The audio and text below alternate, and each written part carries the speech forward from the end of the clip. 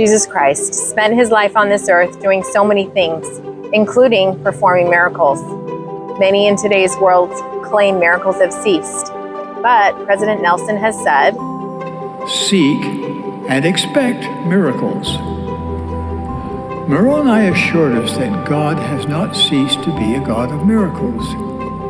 Every book of Scripture demonstrates how willing the Lord is to intervene in the lives of those who believe in him. He parted the Red Sea for Moses, helped Nephi retrieve the brass plates, and restored the church through the prophet Joseph Smith. Each of these miracles took time and may not have been exactly what those individuals originally requested from the Lord. Many miracles have and do occur, and often it takes some effort to find and see them. For example, you may not realize that these trees have a miracle behind their being here. There are so many miracles associated with this building, and over the last several months, I have felt strongly the need to find and share the miracles behind our Houston temple that was built 25 years ago this August. We need to start way back.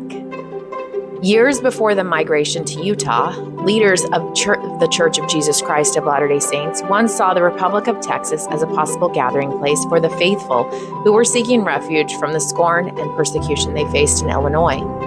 Houston, in 1844, was a town with muddy streets and wooden sidewalks when Lucine Woodward was assigned to study the feasibility of Texas as a haven for the church. The martyrdom of Joseph Smith in June 1844 ended the pursuit of the Texas plan, as the apostles struggled to complete the Nauvoo Temple and take care of the church. In 1845, some of the Nauvoo converts, led by Israel Alphin, moved to Madison County, Texas, where they continued to live and teach the gospel of Jesus Christ in their new Texas homes. In 1953, the Houston Stake was formed, with 3,800 members in 15 local congregations in 48 counties. One stake and one mission have now grown to 35 stakes, 1 district, and 5 missions. Miracles were already occurring.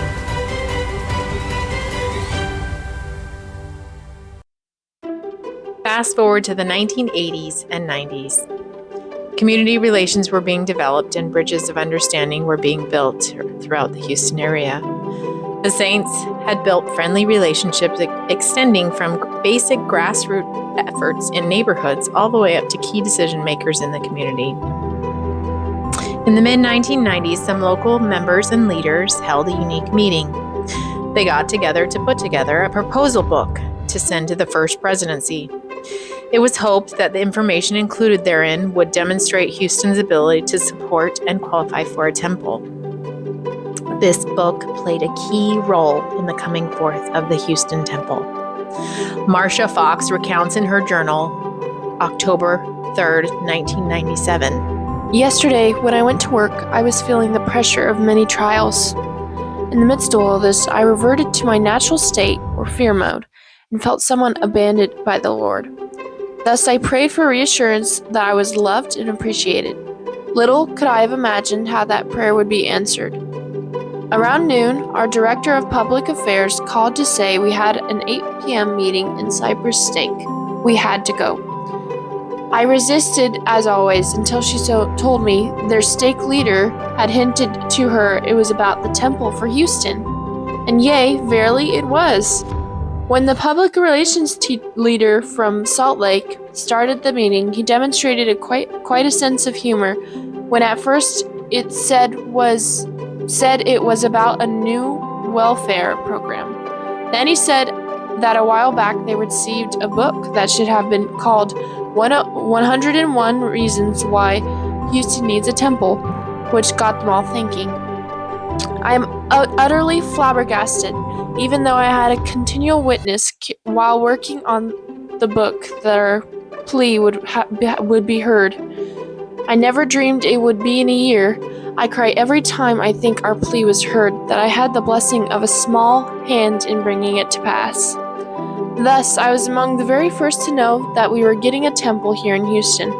I'll never forget the night when, in spite of the tears streaming down my face, the stake leaders and myself grinned at each other with the knowledge that the Lord had truly been with us in our effort, and all that our hard work had indeed made a difference. Since then, I had the marvelous privilege of watching the temple be built. During the time that they were deciding upon what to include the Cornerstone box, it was suggested of the field is white to be included. About a week after the dedication, I received the following email message from my stake president. By the way, in the first session of the dedication, both President Hinckley and former mission president mentioned the Houston book as a factor in helping get the temple now.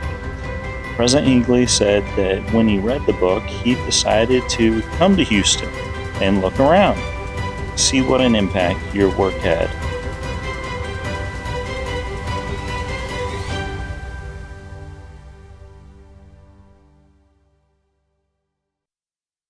More potentially unnoticed miracles were occurring. For years, several stakes made concentrated efforts to attend the closest temple as often as possible in Dallas, Texas. The Cypress stake president during the late 90s and early 2000s explained, I remember some friendly competition with my counterparts down in Friendswood and out in Katy, and who could load up the most buses, and so we kind of lowered the gauntlet. We did pretty well. We instead of choosing a weekend, a Saturday, we chose a weekday. And every month we would run buses up to Dallas.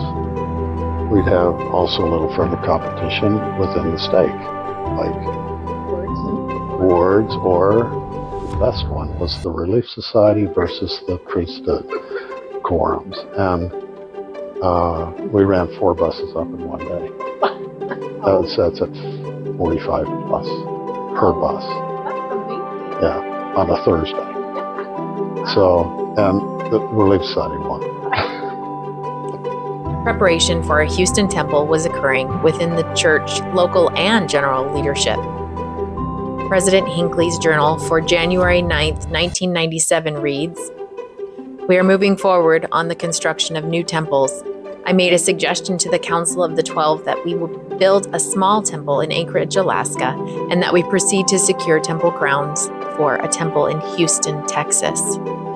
President Monson, President Faust, and the 12 approved this, and I discussed it with the Temple Site Committee today. The idea of a Houston temple is coming to fruition."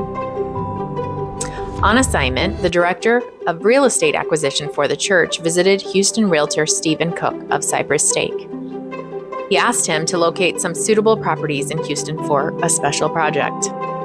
Brother Cook spent several weeks, hundreds of hours, driving thousands of miles, and came up with 6 properties.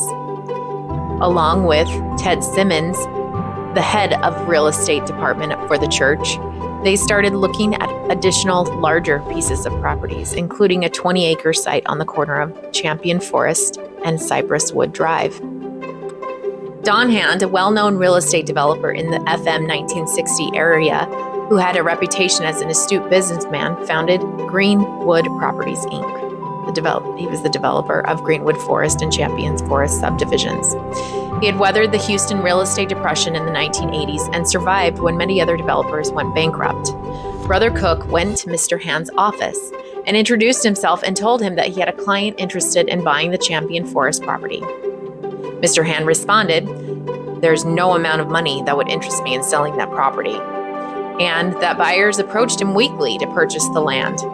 Mr. Hand explained that he already had spent $500,000 on engineering and architectural plans for a condominium site on this project. Mr. Hand offered instead to sell Brother Cook's client another property in the Champions area and gave him a map to the sites. Brother Cook faithfully continued to call or visit Don Hand every few days. The purpose of these meetings was to discuss the alternate site, but Steve continued to bring up the subject of the Champion Forest Cypress Wood property. Later, Mr. Hand would affectionately refer to Steve as the pest, because of his dogged persistence. Steve made every effort to build a rapport with Mr. Hand, who had confided that he had previously sold property to another church and had been deceived. This experience made him leery about entering into another transaction with any church. In June of 1997, Brother Ted Simmons of the church real estate department and President Hinckley toured around Houston and visited each prospective site. Although the property at Champion Forest and Cypress Wood Drives was officially not available, they presented it for President Hinckley's consideration as well. Soon, President Hinckley phoned President Albert Haynes of the Cypress State Presidency and asked for his opinions and recommendations about the potential sites. President Haynes recounts. When President Hinckley called and gave me my assignment and what he did, this was an incredible moment. My wife said that when it was the old analog phone days, right? Yep. And I'm driving across the Arizona desert. I'm just leaving Flagstaff. We dropped our daughter off at Rick's College that day. And my secretary said, and you got a call from Gordon Hinckley. Norma said that it's just like, how do you come to attention when you're driving a car? It's like, write this down. And he wants you to call. He wants you to call him back about 2:00 that afternoon. This was probably a Tuesday or Wednesday, I can't remember. Where do you find a phone between Flagstaff and Gallup? So I ended up, I think, Winslow or someplace. I don't know where it was. And I found a Chamber of Commerce there, and I said, can I borrow your phone? You didn't have cell phones like we do today. It was interesting conversation. President Hinckley, I mean, I love that man as a prophet and as a human being. He's fun to work with. He would always have something sort of to break the ice, and it would last about 15 seconds. And then he got right down to business. I want you to get with Steve and see what he's got.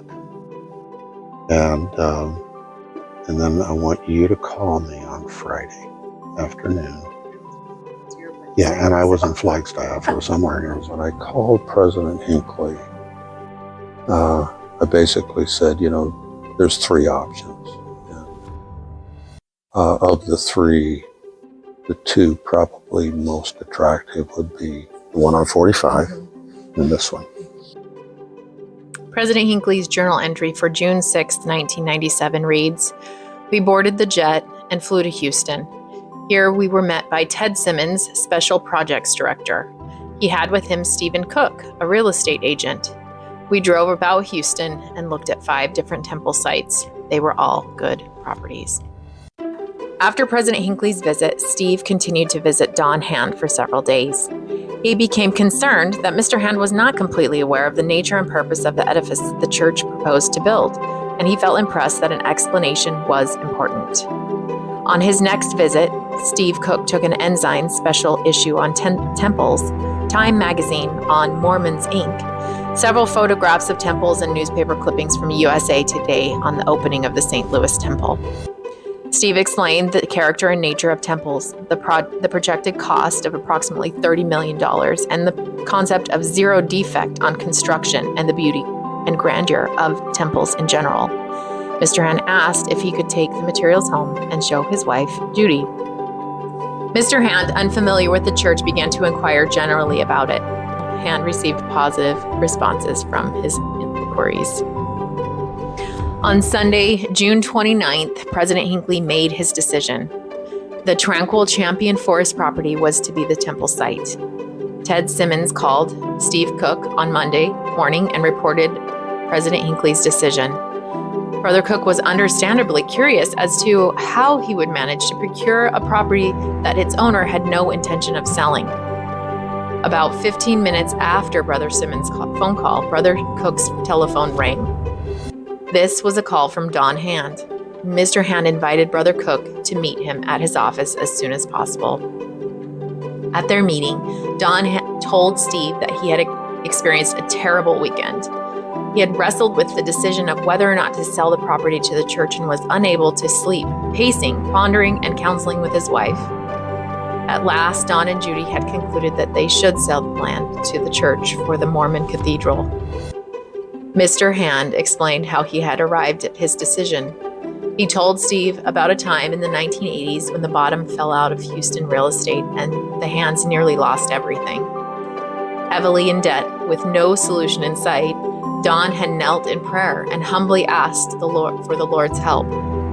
He promised the Lord that if he blessed him, he would make it right with the Lord someday. From that time on, Don had watched in amazement as his situation miraculously improved and his business recovered.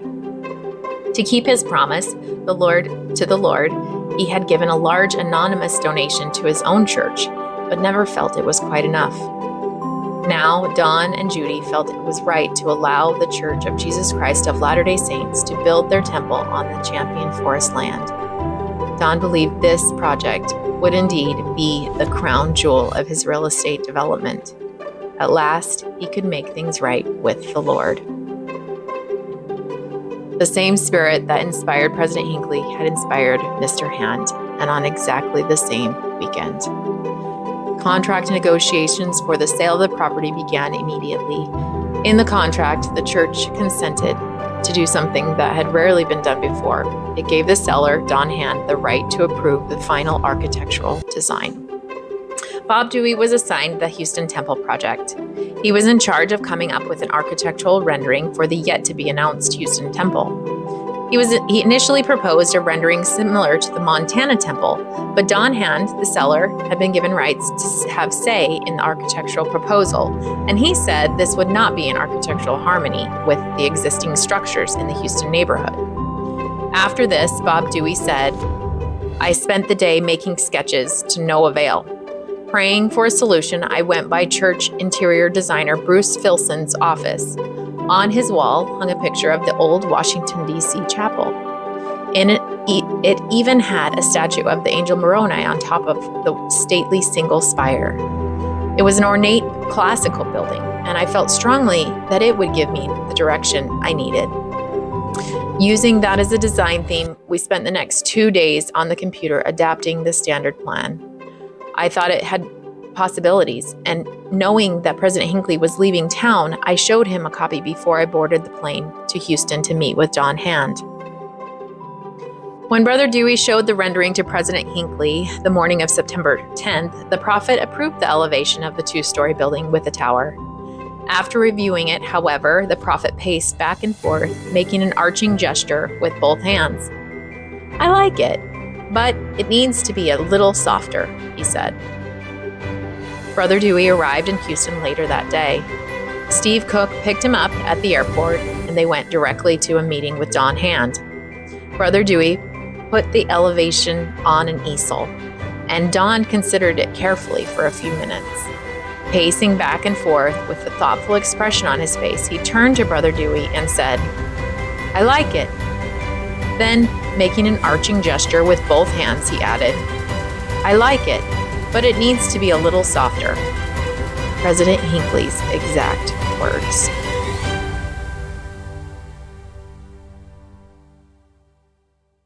One major hurdle remained.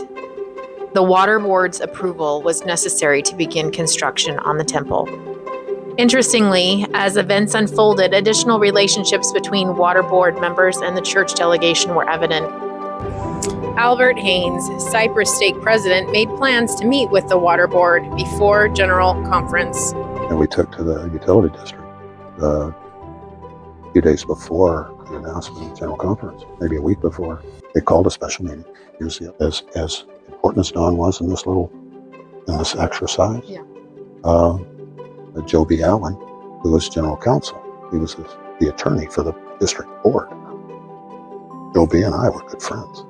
He did lawyer stuff when I was with the city, and when I was running the chamber. But not a member. He's not a member of the church. And so I told him what we wanted to do out here, and he said, told me about his experience.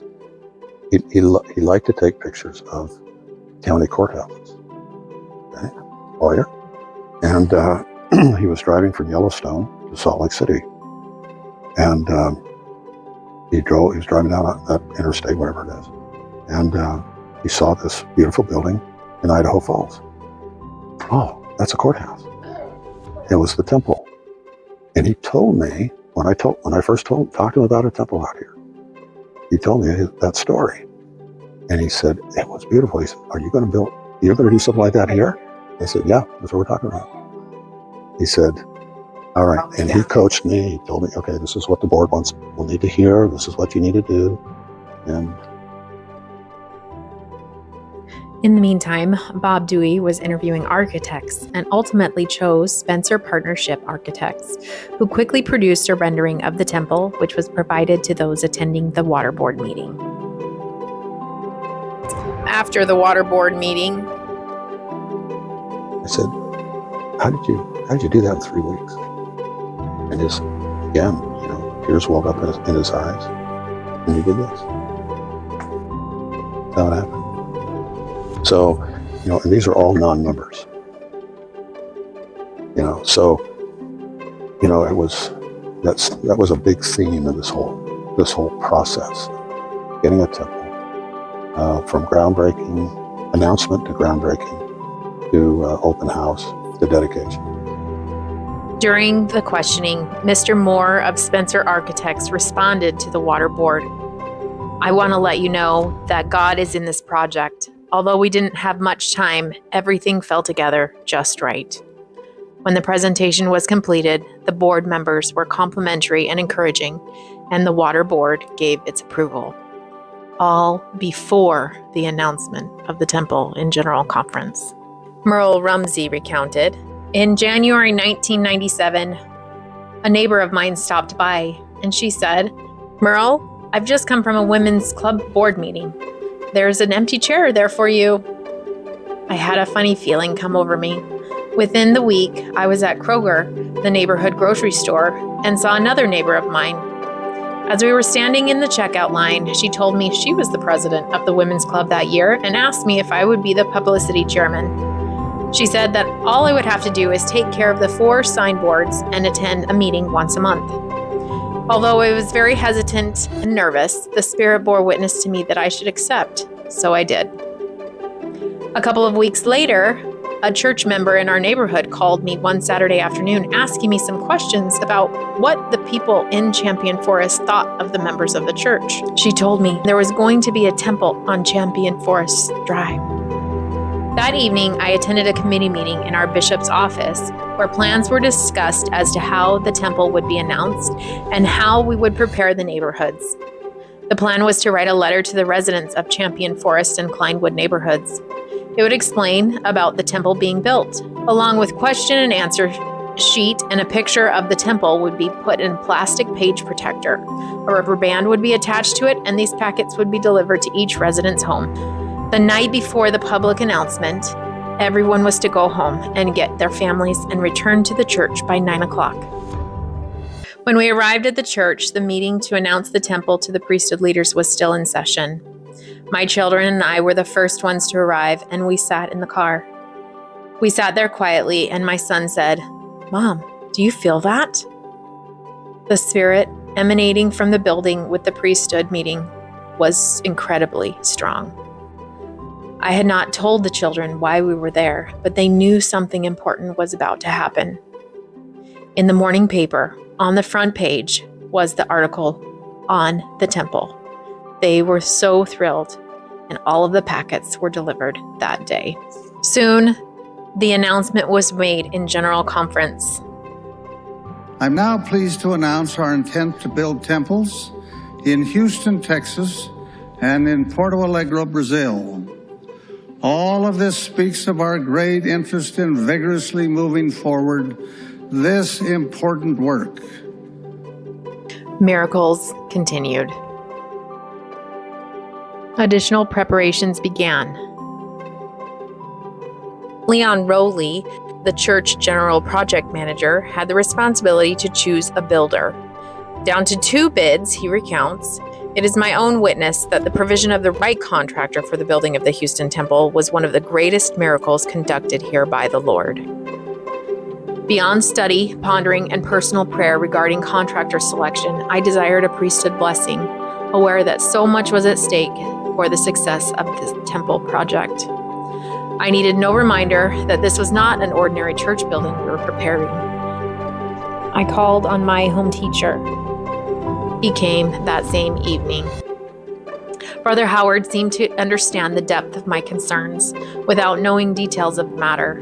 He confidently served as conduit, conveying spiritual promptings by which clear ratification of the decision was manifest to me. The next morning, I was happy to submit a firm recommendation to church headquarters for the contracting of Spa Glass Construction Corporation.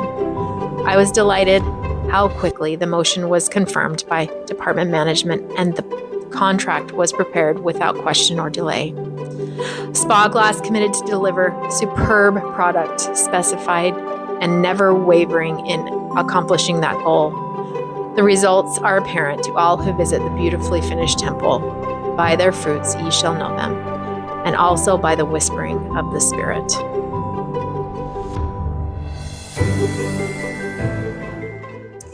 Soon, a formal groundbreaking ceremony was held. Merle Rumsey recollects, "The day before the groundbreaking, I decided I wanted to put something LDS on the signboards to celebrate the groundbreaking. I had to choose some quote that didn't have any religious connotation and that the rest of the world wouldn't realize was in connection with the temple. There is beauty all around when there's love at home seemed perfect."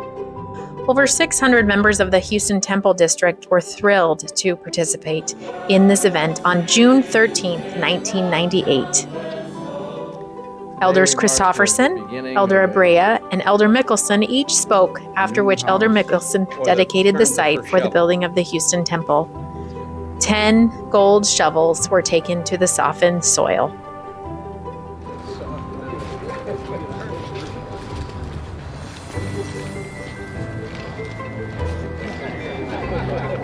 Construction could now commence.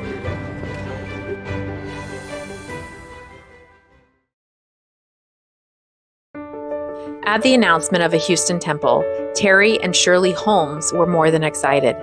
They prayed earnestly to be of some service relative to the temple. They offered that petition despite the physical handicaps of poor health Terry suffered, an ailing and weak heart, diabetes, and failing eyesight. Leon Rowley stated, "When I met Terry, he was wearing a pair of dark eye clinic glasses, which I assumed were temporary protection the doctors would prescribe following a checkup for the eyes having been dilated for examination. I had no idea then that he wore them regularly and that we were in the process of calling a missionary who was nearly blind to be the quality control inspector of the temple project." In the late fall of 1998, Terry and Shirley were called as Temple Construction Service missionaries and were set apart. In that setting apart, he was promised that his eyesight would return sufficient for him to accomplish the Lord's purposes. He insisted that no matter how bad he was feeling when he awoke each morning, it would be better when he came to the temple site. This always seemed to be so. Even his eyesight was restored from near blindness to the point where he was driving himself to and from work. A year before the Houston Temple was finished, the Cypress Stake Presidency developed an innovative concept to address local residents' questions. Many people who lived near the temple wondered about the effect the temple would have on neighboring property values, traffic flow, flood control, and subdivision security. In order to address these concerns, church members who lived within a 3-mile radius of the temple hosted 5 meetings in the summer and fall of 1999. These previews covered a broad spectrum of topics, from physical aspects of the temple to doctrinal concerns and basics about the temple and purpose. As the open house drew nearer, additional smaller-scale previews were held in individual homes for a total of 335 previews. President Haynes observed, "I knew this was an opportunity that would never come again. The Spirit took over. People were enthusiastic. The audience received spiritual validation." On the warm, humid morning of June 16, 1999, a symbol of the Church of Jesus Christ of Latter-day Saints was lifted 150 feet to crown the spire atop the Houston, Texas temple.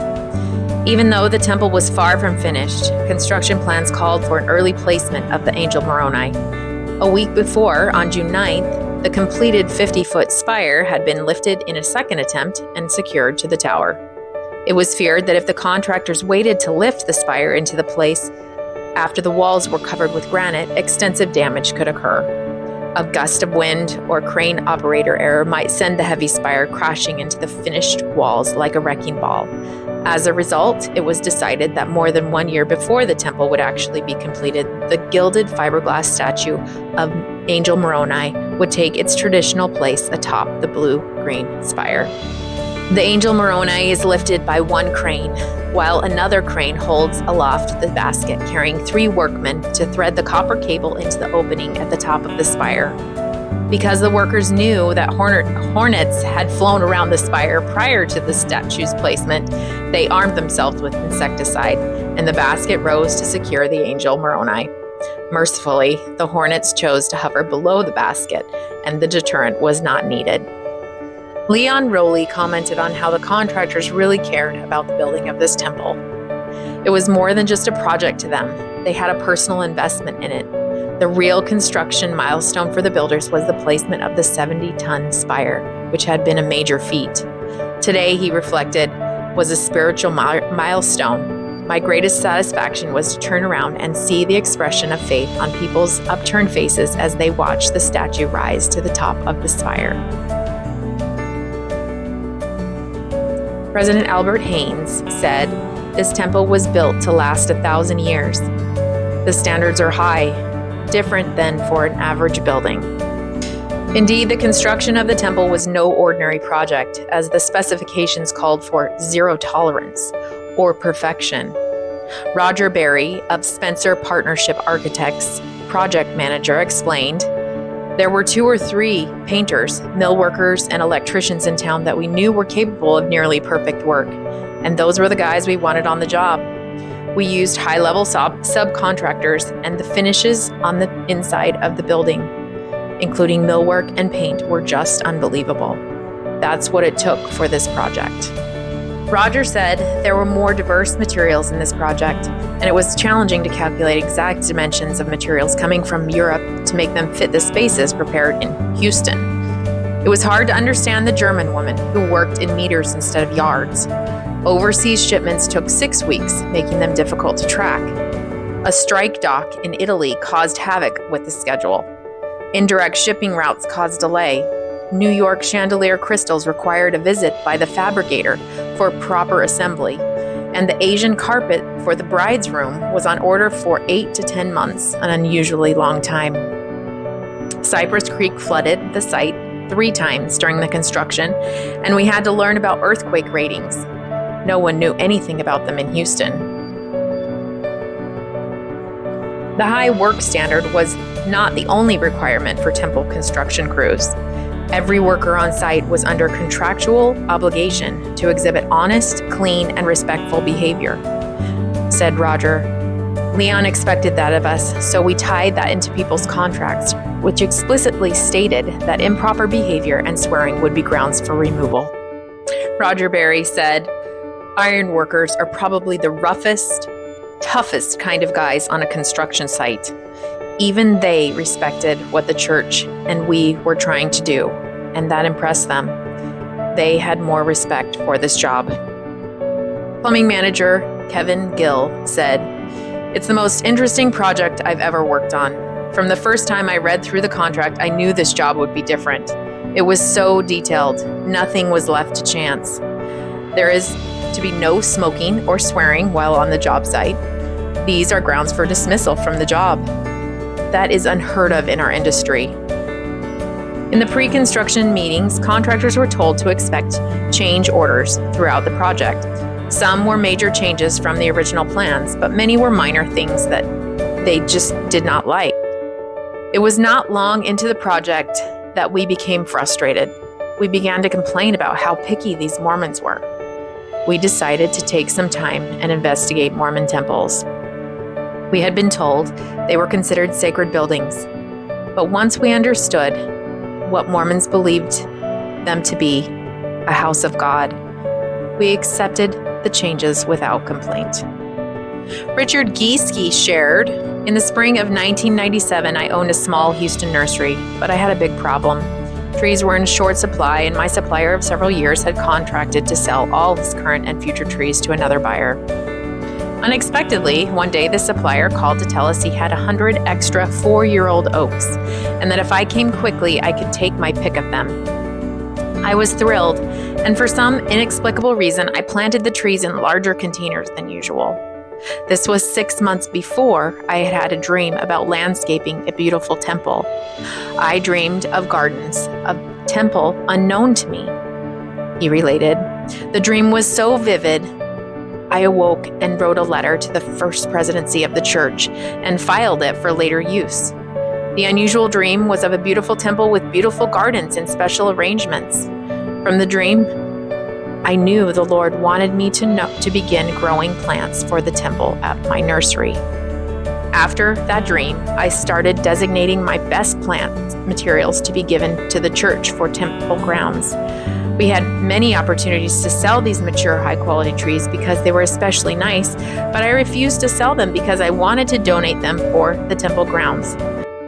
Sometime later, I learned of the Houston temple announcement and mailed my filed-away letter. In August of 1998, a construction foreman who I had only met once called to say he was bulldozing 30 large crepe myrtles to make room for an apartment parking. He told me that I could have them if I could come get them that week. I went to see the ancient trees. I had rarely seen crepe myrtles so large and beautiful. The only problem was they were white, not red. Nevertheless, I chose several remarkable specimens and sent 4 men to dig them up. The temperatures was over 100 degrees and the ground was like concrete. The first one they tried to hand dig split in 2.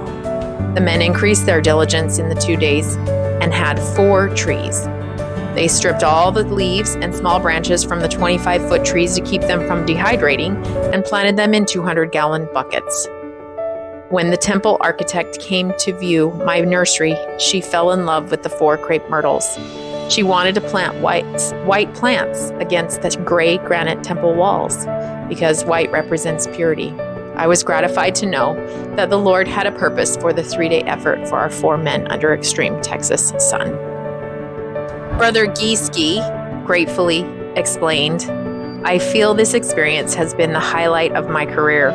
I thank God he gave me a special dream that empowered me with the desire to get involved in an eternal undertaking. During the completion phase, Sister Holmes accepted responsibility for coordinating the installation of thousands of crystals on chandeliers and wall sconces. Several rooms are illuminated by these. The crystals were shipped in 38 boxes and took 4 days to inventory. Each chandelier in the 3 ceiling rooms has 1,230 crystals, which are hung on 16 horizontal brass bands. The largest chandelier in the celestial room, which has 4,000 crystals hanging from the 33 brass bands. More than 135 women labored many hours to hang thousands of crystals. The workers wore gloves and polished the crystals individually with special cloths before they were hung. The hooks had to be exactly the same length and bent in the same manner each time so that the crystals would hang uniformly. This was discovered the hard way when a group of workers hung crystals for the first time. After completing 60 chains, they stood back to admire their work. They noticed, however, that while the crystals were aligned vertically, they were uneven horizontally. Although the variation was only 1/8 to 1/4 of an inch, it ruined the symmetry. Realizing that this was indeed the house of the Lord, they knew that their work should be as precise as possible. So they took everything apart and began again. After this experience, they measured the crystals on each row with a straight edge to make sure the tips were perfectly aligned. One worker observed, "When we finished with the sconce or chandelier, we turned on the light switch and marveled at the light, which was diffused by the crystals so that it dispersed all over the room. The scattering of this light reminded me of our Father in heaven's love, which is magnified and scattered all over the world. His love touches everyone.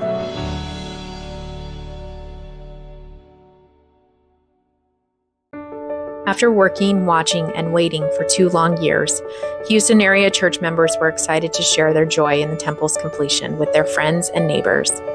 Now everyone could tour the temple and celebrate its opening.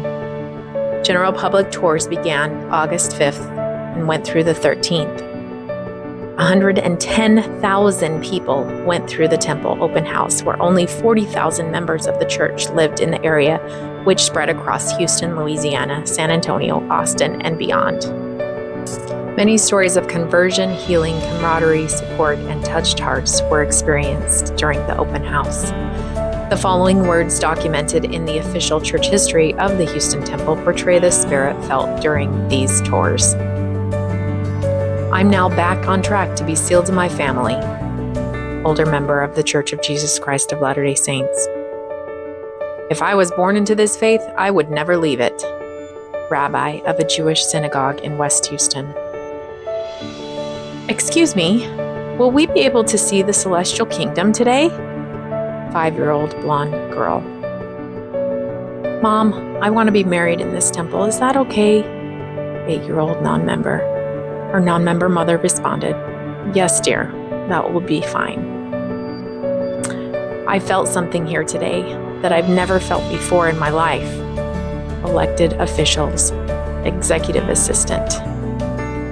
It's just like heaven. I want to be in that room all the time. Non-member after leaving the celestial room. During the Cornerstone placement held at 3 p.m. August 25th, 2000, a group of people met in the temple's waiting room to watch as historical mementos were placed in the steel Cornerstone box. 26 items were placed in the box. The Cornerstone ceremony was held the following day and witnessed by 400 temple district members. President and Sister Hinckley and their daughter Jane Dudley, a former Houston resident, Elder and Sister Holland, and the new temple presidency all attended. Story relayed by Mark Smith's father. Our 9-year-old son, Mark, developed an unusual interest in cornerstones. Just after we had relocated to the Houston area from Salt Lake City, we drove down to the temple construction site one Saturday to show it to our children. The structural seal had been erected, and a small amount of exterior stonework had just been put up. Mark asked us if our temple would have a cornerstone. After we told him that it would, he once again began asking all the familiar questions that we had attempted to answer many times before. Prior to the completion of the construction, Mark would occasionally ask us again about cornerstones and expressed his first desire to attend the cornerstone ceremony during the dedication. It was with excitement that we anticipated the dedication of the temple. Our stake was assigned to a remote broadcast at a nearby stake center for the first dedicatory session. The night before, my wife told me she had a strong feeling that we should be there. I did my best to discourage the journey. Weather-wise, August is a brutal time in Houston, but I acquiesced, and the entire Smith family arose early that Saturday morning and dressed up and drove to the temple. We arrived at the temple a few minutes past 7 a.m. The line was about 2 or 3 people deep, but we were close enough to afford us a good view of the stone that was to be set. I told Mark and our 12-year-old daughter to go ahead and make their way to the front row and sit on the grass while their mother and I stood behind. The heat and humidity did not disappoint. Uncharacteristically, Mark stood patiently and visited with others while we were waiting. The beginning of the first dedication service finally arrived at the appointed hour of 9 a.m. I was soaking wet and uncomfortable in my suit and eagerly anticipated finding a cool spot after the ceremony to which to recover. Still, Mark waited patiently. About 10 minutes past 9, the doors of the temple opened, and President Hinckley, his wife and daughter, Elder Holland, and the temple president and his wife, and several other dignitaries made their way out into the Houston summer and made their way over to the choir that had been so eagerly awaiting their presence. President Hinckley spoke a few words, acknowledging the choir, the heat, and the great purpose for which we all had assembled. Then he walked to the table that had been set up near the cornerstone, on which a trowel and container of mortar had been placed.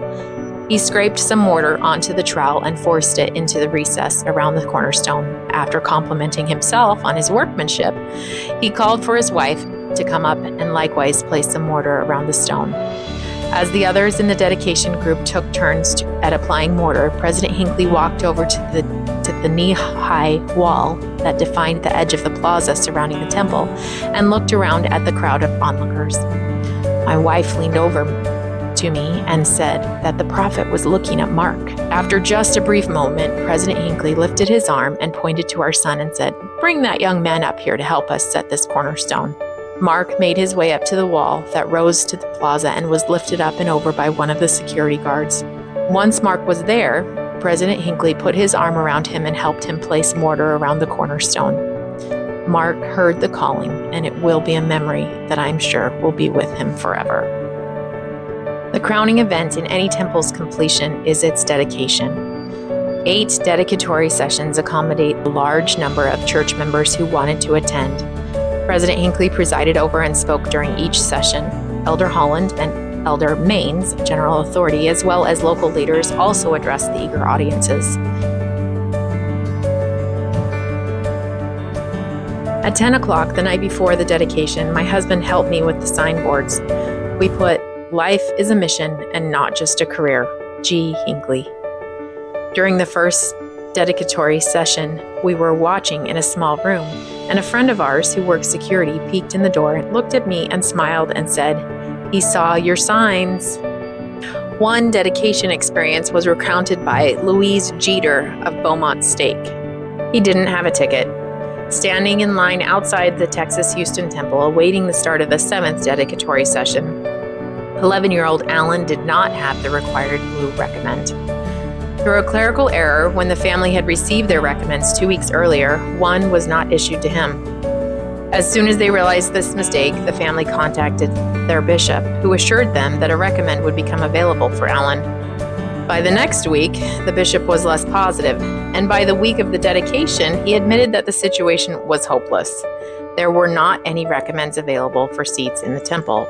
All had been issued, none had been returned. There simply was not a ticket for Alan. So why was he in line? Because his stepdad was confident that the Lord would provide. As the time approached to enter, their stake president and his wife moved through the crowd, greeting and shaking hands with members of the stake. When he got to Alan's stepdad and mom and asked how they were doing, they said, "It's hot, and Alan doesn't have a recommend." The line started to move, and the family inched closer to the door. Alan's stepdad said, "Don't give up. I'm sure we'll get in together."